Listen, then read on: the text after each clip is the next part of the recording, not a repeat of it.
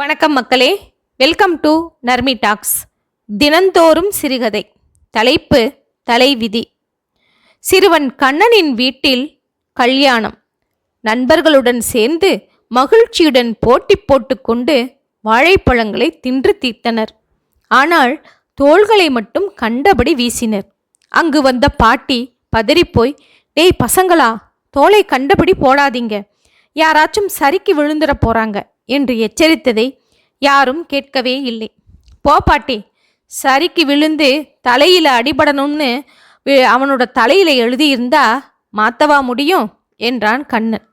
சிறிது நேரம் கழித்து ஏதோ வேலையாக வெளியே வந்தவன் வாழைப்பழத்தோல் சறுக்கி விழுந்து விட்டான். அடி தலையில் பட்டுவிட்டது. கண்ணன் சொன்ன தலைவிதி அவனையே பதம் பார்த்து விட்டது என்றுதான் சொல்ல வேண்டும். எனவே செய்வதை திருந்தச் செய்தால் போதும், விளைவுகள் இல்லை.